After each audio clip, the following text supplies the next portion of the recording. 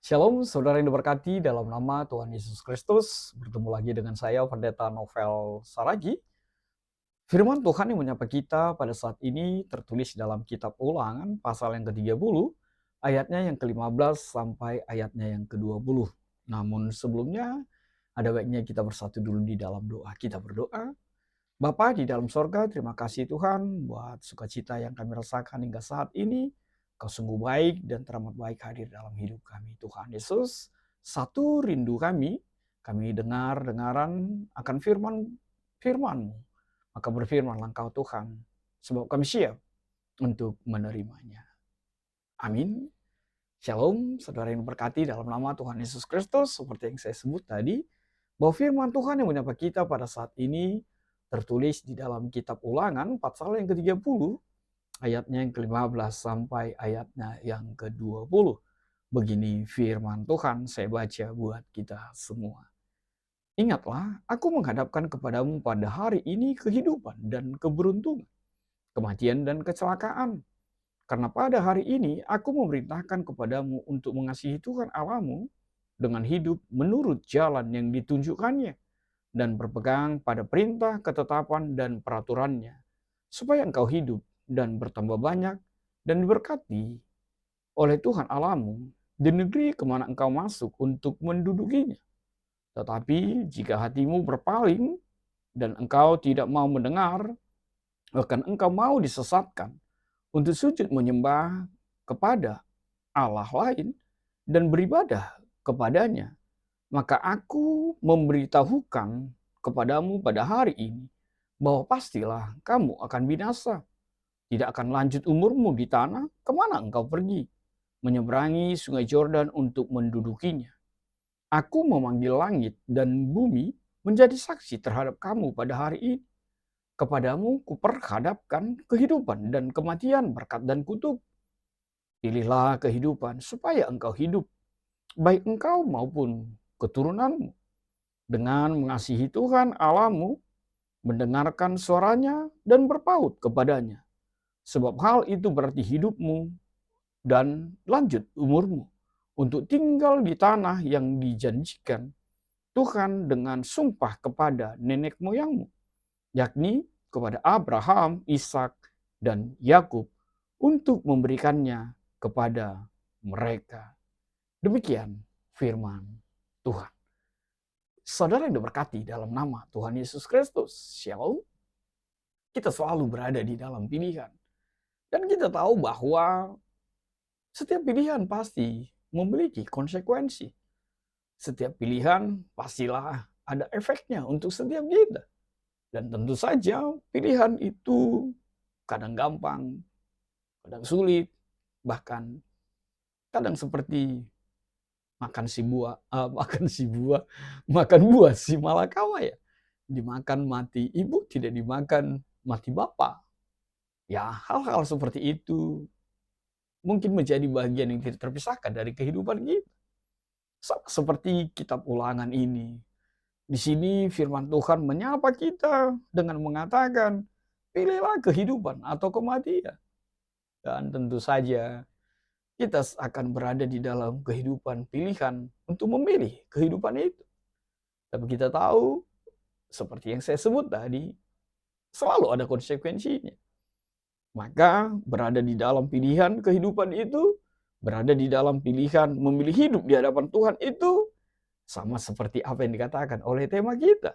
Ketika kita berani memilih dan menentukan sikap kita, langkah kita, memilih jalan kehidupan yang Tuhan tawarkan,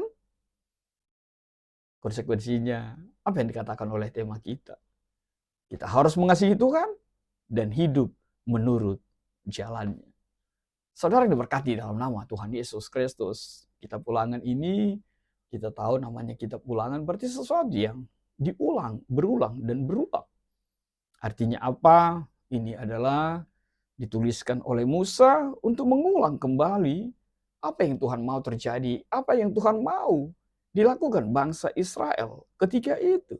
Dan pasal 30 ini bagian dari pidato perpisahan Musa, di mana dia mengingatkan Israel untuk memilih kehidupan dengan taat kepada Tuhan, atau Mereka akan mengalami kehancuran jika berpaling dari Tuhan Allahnya, sumber sukacita, sumber kehidupan di dalam kehidupan setiap mereka. Saudara yang diberkati dalam nama Tuhan Yesus Kristus. Secara konteks historis, pada saat itu bangsa Israel berada di dataran Moab. Dan mereka bersiap untuk memasuki tanah Kanaan setelah perjalanan panjang di padang gurun selama 40 tahun. Dan kita tahu generasi yang keluar dari Mesir, sebagian besar telah mati di padang gurun karena ketidaksetiaan mereka, karena ketidaktaatan mereka. Dan kini generasi baru sedang dipersiapkan untuk memasuki tanah Kanaan yang dijanjikan. Maka penting sekali Musa memberikan perintah mengulang kembali apa yang Tuhan mau di dalam kehidupan bangsa Israel ketika itu. Maka saudaraku, sahabat terbaik dalam kasih Tuhan, dalam pasal ini Musa memperhadapkan Israel dengan dua pilihan. Dan pilihan itu sangat-sangatlah menentukan sekali. Dua pilihan besar itu, kehidupan dan berkat. Kalau mereka taat kepada Tuhan, kematian dan kutuk. Kalau mereka meninggalkan Tuhan dan menyembah Allah lain. Dan kita melihat bahwa pesan ini sangat penting. Karena setelah Musa mati, Musa wafat, Musa meninggal, kepemimpinan akan beralih kepada Joshua. Dan Israel harus siap menjalani hidup baru di tanah Kanaan yang dijanjikan Tuhan kepada setiap mereka, asalkan mereka tetap setia kepada Tuhan. Maka saudaraku, sahabat terbaik dalam kasih Tuhan, apa yang mau ditegaskan melalui firman Tuhan bacaan kita pada hari ini? Yang pertama yang mau ditegaskan, milikilah pilihan yang jelas, kehidupan atau kematian. Lihat apa yang dikatakan oleh ayat yang ke-15 itu. Musa menegaskan bahwa Israel harus memilih antara kehidupan dan kematian, berkat dan kutuk.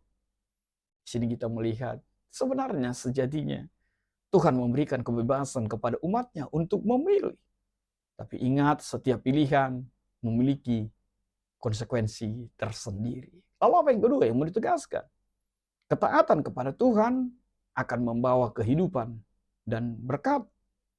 Saudaraku, sahabat terbaik dalam kasih Tuhan, di sini Musa mengingatkan bahwa mengasihi Tuhan tentulah hidup menurut jalannya dan berpegang teguh kepadanya. Dan itulah kunci kehidupan yang diberkati oleh Tuhan. Lalu apa yang ketiga yang mau ditegaskan? Adanya peringatan terhadap ketidaktaatan.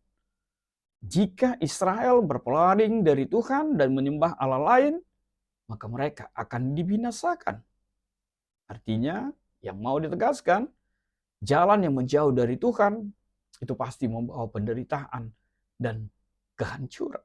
Lalu apa yang keempat? Kesaksian langit dan bumi atas pilihan Israel. Musa menggunakan langit dan bumi sebagai saksi atas keputusan yang mereka harus ambil. Seperti apa yang dikatakan oleh ayat yang ke-19 itu.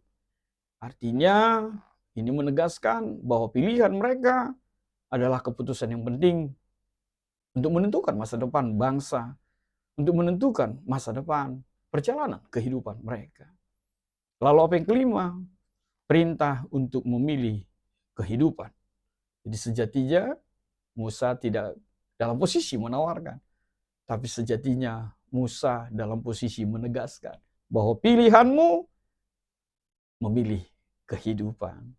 Dan disinilah kita melihat yang mau ditegaskan bahwa Tuhan ingin umatnya memilih kehidupan dengan tetap setia kepadanya dan hidup menurut jalannya. Saudara yang diberkati dalam nama Tuhan Yesus Kristus. Kalau tema kita mengatakan mengasihi Tuhan dan hidup menurut jalannya, lalu apa yang bisa kita kaitkan dengan tema kita saat ini? Hal yang pertama yang bisa kita kaitkan tidak lain adalah mengasihi Tuhan berarti memilih kehidupan. Maka jangan pernah mengatakan Anda mengasihi Tuhan, tapi tidak memilih kehidupan di dalam Tuhan. Lalu apa yang kedua yang bisa kita kaitkan dengan tema kita saat ini? Hiduplah menuruti jalan Tuhan, maka engkau akan diberkati dengan berkat-berkat Tuhan. Lalu apa yang ketiga? Kaitan temanya yang ketiga, menjauh dari Tuhan itu sama saja dengan menuju kehancuran. Saudaraku, di dalam kasih Tuhan, tunjukkanlah bahwa kasihmu kepada Tuhan bukan hanya sekedar menghindari dosa, tetapi juga tentang tetap setia dan tidak tergoda oleh hal-hal duniawi ini. Lalu apa yang keempat yang bisa kita kaitkan dengan tema kita pada saat ini? Mengasihi Tuhan adalah pilihan yang harus ditegaskan. Kasih kepada Tuhan adalah pilihan yang harus kita ambil setiap hari. Bukan hanya saat keadaan baik-baik saja. Lalu apa yang kelima? Tuhanlah sumber kehidupan. Di sini mau ditegaskan bahwa tidak ada kehidupan di luar Tuhan. Semua hanyalah kehampaan, hanyalah sesuatu yang semu. Maka hiduplah bukan hanya tentang makan, minum, atau mencapai kesuksesan dunia ini. Tetapi hiduplah dengan membangun hubungan yang benar dengan Tuhan hari lepas hari. Dan kasih kepada Tuhan harus menjadi landasan utama dalam kehidupan kita. Karena Allah lah, karena Yesus lah sejatinya sumber kehidupan yang sejati dalam hidup kita. Maka saudaraku, sahabat terbaik dalam kasih Tuhan, apa yang menjadi refleksi bagi kita melalui nats ini yang bisa kita petik menjadi refleksi bagi setiap kita tidak lain adalah yang pertama sekali, benar, hidup adalah pilihan. Maka memilihlah dengan hikmat, milihlah dengan bijak, dan selalulah bertanya akan Tuhanmu. Maka jangan pernah terpisah dengannya. Agar pilihanmu tidak hanya pilihan yang bersifat sementara, bukan pilihan emosional, tapi pilihan yang bersumber dari Roh Kudus yang mengajar setiap kita. Lalu apa yang kedua? Mengasihi Tuhan itu harus dibuktikan dengan ketaatan. Seperti kalimat pembuka saya tadi. Mengasihi Tuhan terlihat nyata dengan ketaatan. Jangan hanya menjadi pendengar firman Tuhan saja, tetapi lakukanlah dalam kehidupan sehari-hari kita. Lalu apa yang ketiga? Ingat, dunia ini menawarkan banyak godaan. Tapi apakah kita tetap setia? Maka saudaraku, sahabat terbaik dalam kasih Tuhan, tetaplah setia kepada Tuhan dalam situasi apapun. Bahkan ketika dunia ini menawarkan jalan yang tampaknya lebih mudah, yang tampaknya instan. Tapi pilihan kita sejatinya tetap didasarkan pengenalan akan Tuhan dalam kehidupan kita. Lalu apa yang keempat? Pilihan kita mempengaruhi generasi selanjutnya.